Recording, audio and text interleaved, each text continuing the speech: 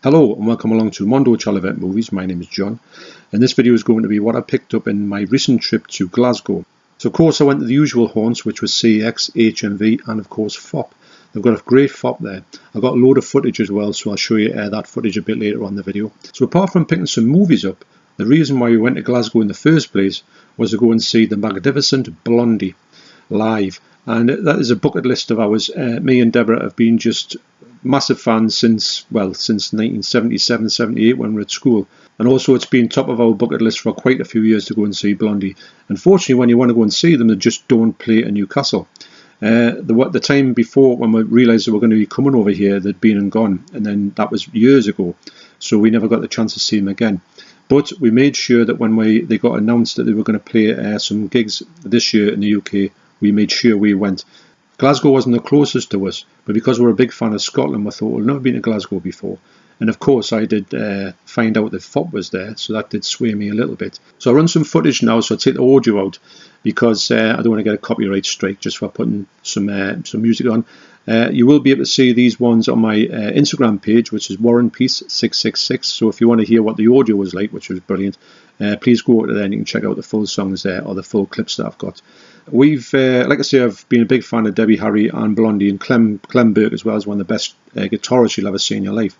Also as well, which didn't know about, the bass player from the Sex Pistols, Glenn Matlock, was actually playing bass for them on stage, so it was a bit of a double whammy for me.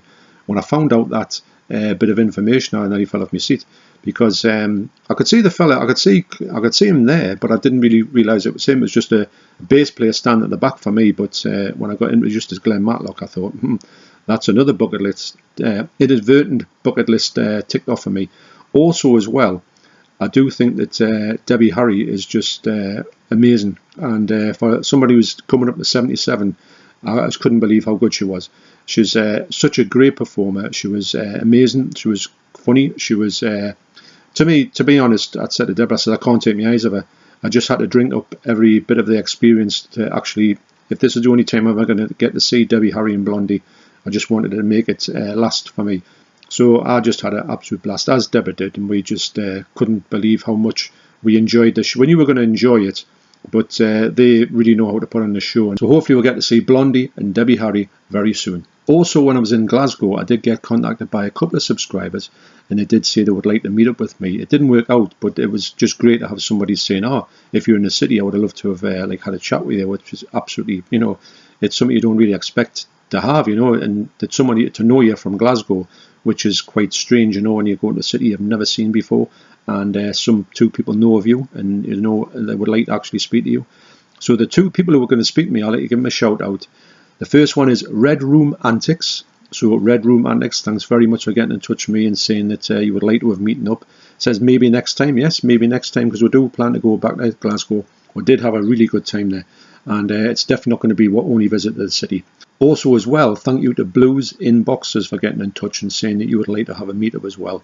And obviously there's going to be other times when I go to Glasgow. I thought it was a great city. So one of the places we did want to visit in Glasgow was the Necropolis. Now this is a huge cemetery slash place where there's got things like cenotaphs and just massive mausoleums. It's huge actually. It's on this kind of hill. So what I'll do is I'll run that footage now. And I think I talk on the video, and I do say what I think is the places where the Batman was filmed. I do believe. I think there's a bridge, and there's also another part of the cemetery which looks as if it could have bikes in it. I'm just guessing at this point because there's nothing in the cemetery to tell you that this was filmed there. So at this point I haven't edited the footage, but if there's a song playing behind it, it'll be a Mondo Chelloveck song, but I don't know what song I'll pick actually. So what I'll do is I'll write down in the description down below probably what that song will be. So also I want to give a quick shout out to Movie Worm Jordan. So before I went across to the Necropolis, me and Deborah watched this video that Jordan had made for his channel, where he took you to locations in Liverpool. Quite a good video actually. It's got there's a lot of locations in Liverpool, and Jordan's done a great video on how these things are positioned in the city of Liverpool, which is a city we'd love to go to in the future, and obviously meet up with Jordan. That would be absolutely brilliant. But I'll put that video down below. I'll link that one down below. So if you want to look at more stuff to do with the Batman filming locations, please check out that video because it's absolutely brilliant. Okay, so here's the footage from the Necropolis, or City of the Dead.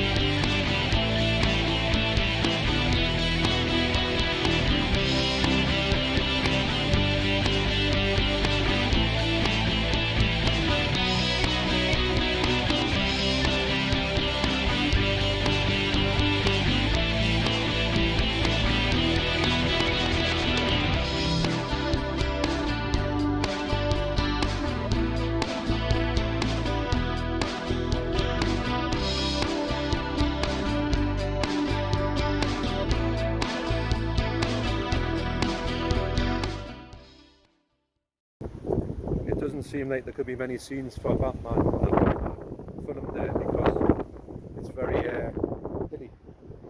Might be wrong though. This area here looks more like it's going to be suitable for bikes, possibly. There isn't anything to see where it could be, but there's Deborah laughing at us. Deborah has just spotted over here Celtic Park, home of Celtic, funny enough, which isn't too far away from where we're stopping, I think. Is it? No, it's miles away. What? I've got no what? No awareness. I know we're in Scotland. That's a video bomb from the Debs. So we are guessing that this is where you're more than likely, if there is shot in here, for this to actually be filmed.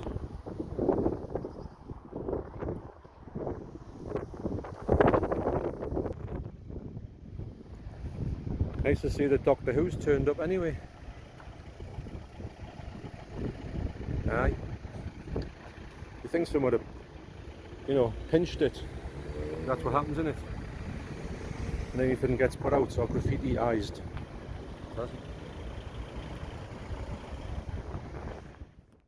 So if you ever go to Glasgow and you're into cemeteries, I do urge you to have a look around there.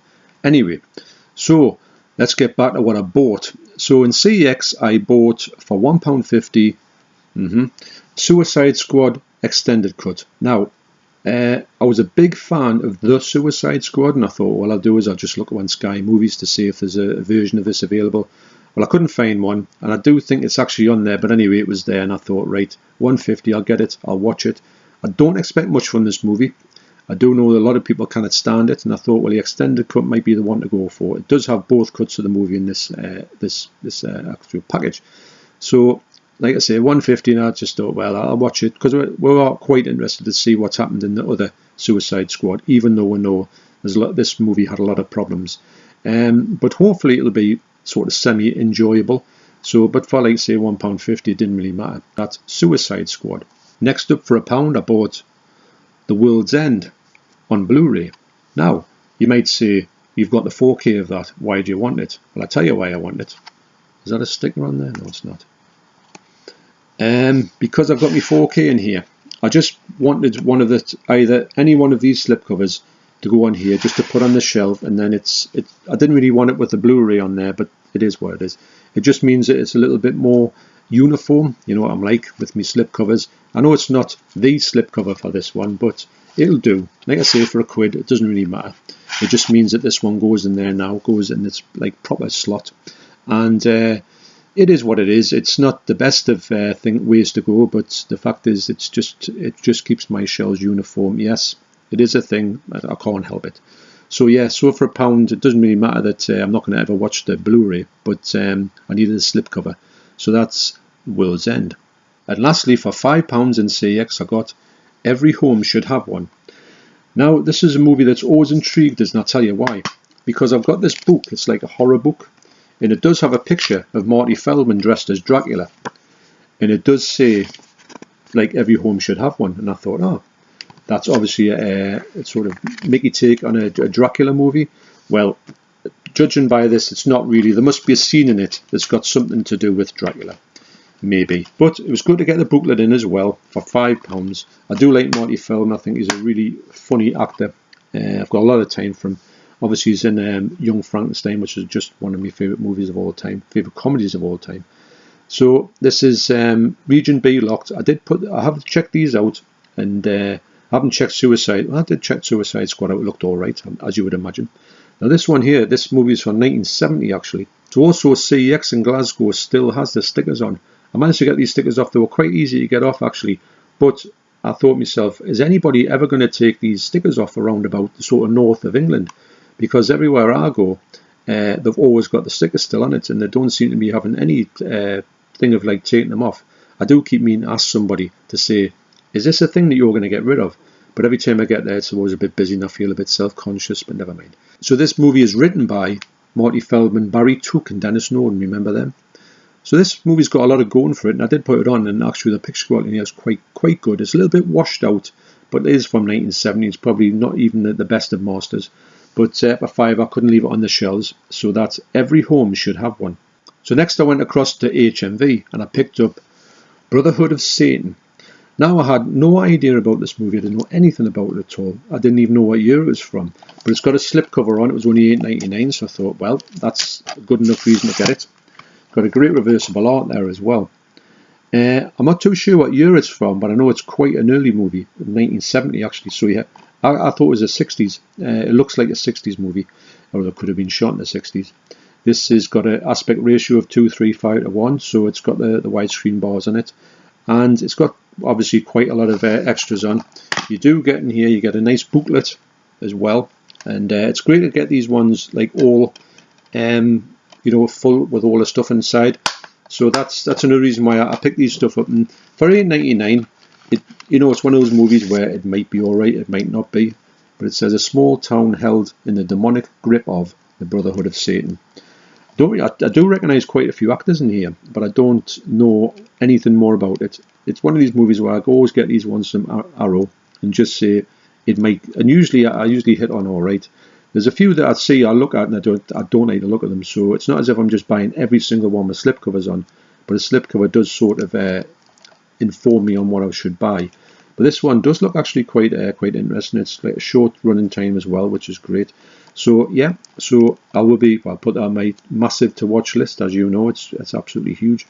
But yeah, so it's great to get these ones for like half price more or less, because it was $17.99 like recommended retail price, which I wouldn't go for, especially for a movie I've never heard of before. So that's the Brotherhood of Satan. So next up, we went across to Fopp. Now this is the place I was really interested in going, because I love going to Fopp. The Fopp in Edinburgh is absolutely amazing. So this one here I was thinking to myself, is this going to be as good? And I do think it was as good actually. It's bigger, but it looks a bit small. It's quite hard to explain, but I had a really good time there. I've got a load of stuff in there, a load of stuff I could have spent a massive amount of money in there. But it was quite, I did get some good stuff there, but I didn't really go like too crazy on it. So what I'll do is, though, I went and shot a load of footage in there. You'll see how great these shelves are. Like literally everything that a collector could want is there. So I'm going to run that footage now. Like I say, I don't know what music's going to go over the top of this, but wherever it is, it'll be a Mondo Chelloveck song.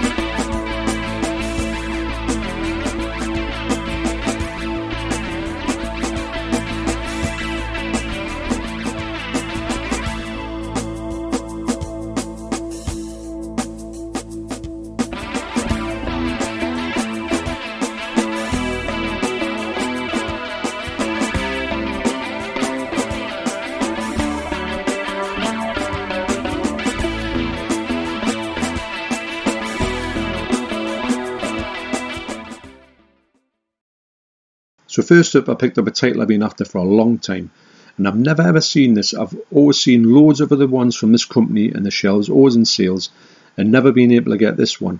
But I saw it and I thought, right, I'm having it. It was £12, it was full price. I was hoping to get it for like £7, but I did know that this is the first time I've ever seen it out in the wild. It is Rome Express. Now this movie here, the reason why I wanted to get it was because it stars Conrad Veidt. This movie's from 1932, black and white obviously. You get like a lovely booklet with it as well. So Conrad Veidt for me is one of my favourite actors. He's been in some amazing films. He was in The Man Who Laughs. He was in The Cabinet of Dr. Caligari. He was in Casablanca. So this was one that I'd been looking through his filmography, and I thought, right, I'm going to get myself a look at this because this is meant to be a really good film. I did have a look at it. The print on it's not the best of prints. It is a bit soft. It's black and white, scratchy. The soundtrack's got a few pops on it, but it is what it is. It's probably the best it's going to look, but I don't mind that so much because sometimes these movies literally can't be found at a good in good qualities. But Conrad Veidt, like I say, he can carry a movie off. So with him actually starring in this, I can't wait to see this. So that's Rome Express. So next up, I picked up Zeda. Or Zeda. Now it's actually got another title, and the other title is Revenge of the Dead, which I think sounds like a much better title. When I saw this advertised, I thought, well, what on earth can this be? But it looks like a zombie movie, which I thought, right, that's excellent. So this is in the Italian Classics collection. This is spine number 70 from 1983.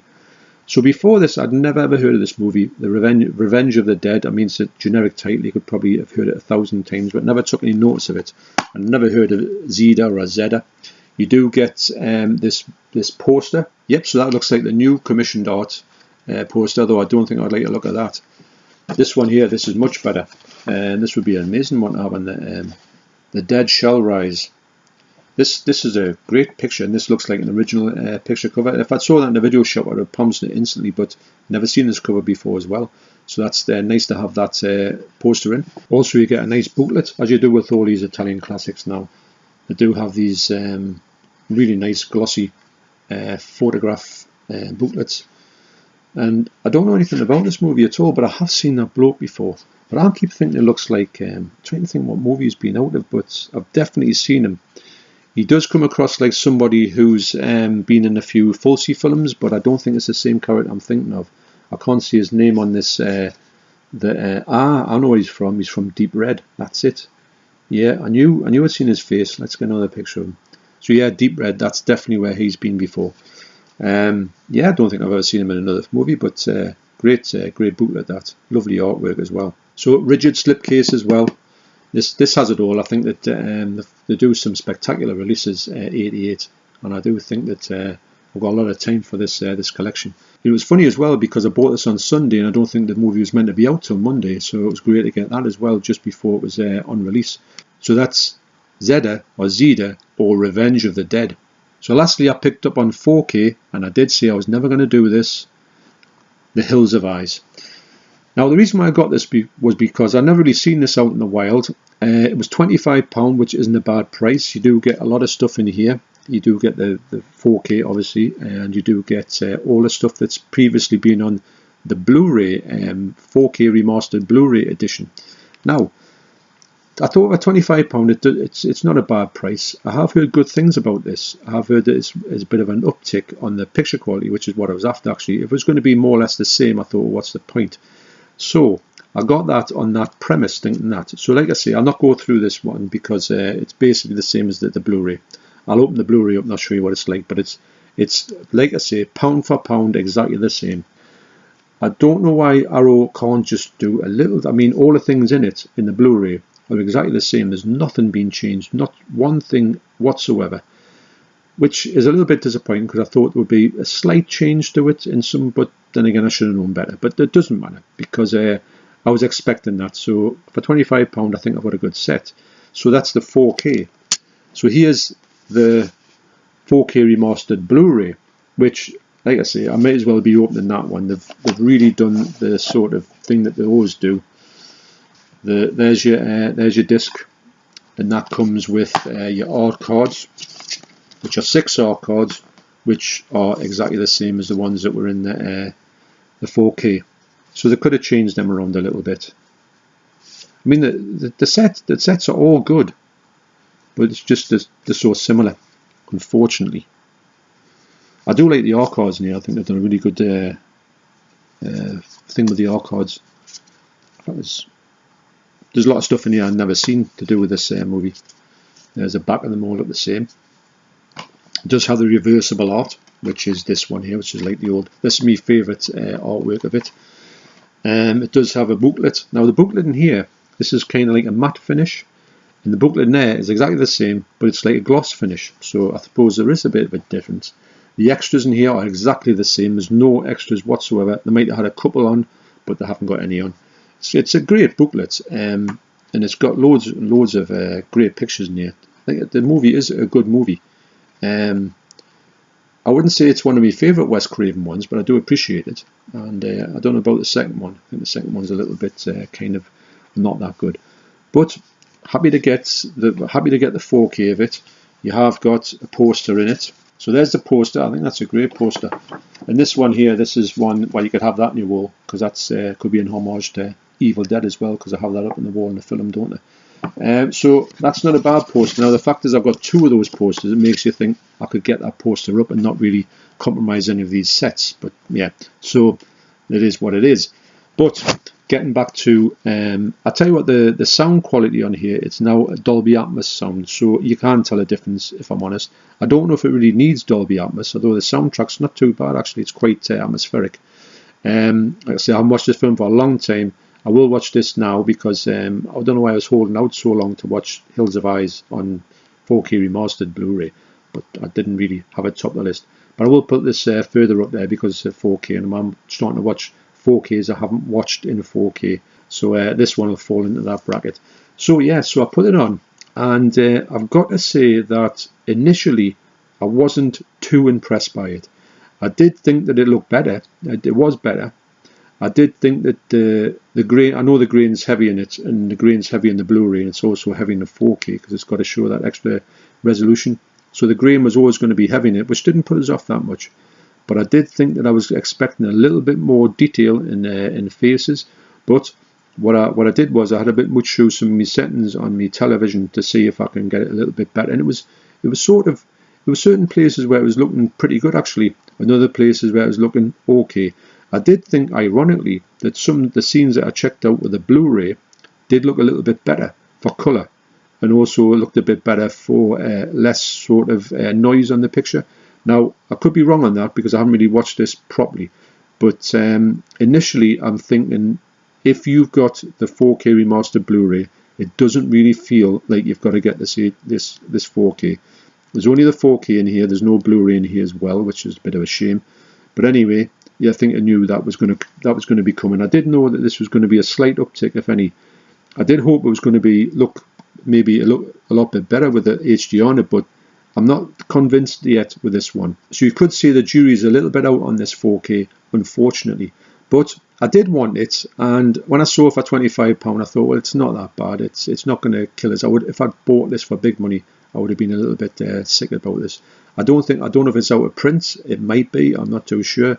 But at a price like that, I don't think that if this had been £35, I wouldn't have been happy at all paying that for this to get one that's basically a carbon copy of the Blu-ray in every essence, apart from a little bit shiny on the booklet, and also you have got a Dolby Atmos soundtrack in here, so I suppose that is.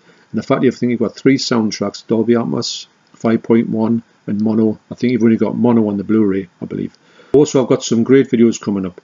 I've got 2 great subscriber mails to show, to unbox. Also, I've got another video with John Hall when we go through some Asian cinema that he gave us, which was absolutely brilliant. Some DVDs, his knowledge is phenomenal, as you know. So also I'm going to be cracking on with a TV video because, like I say, this month's just been a bit of a crazy one, and I haven't had any time to spend on it, and I would hate to put a video out and just say, well, this is the video, this is the telly, but I don't really know anything about it. I want to have a bit more insight into it. So that's going to hopefully come out next month because I've got a lot more spare time, hopefully, touch wood. And I'm not at work as much as I have been doing. Saying that, I'm in work tomorrow.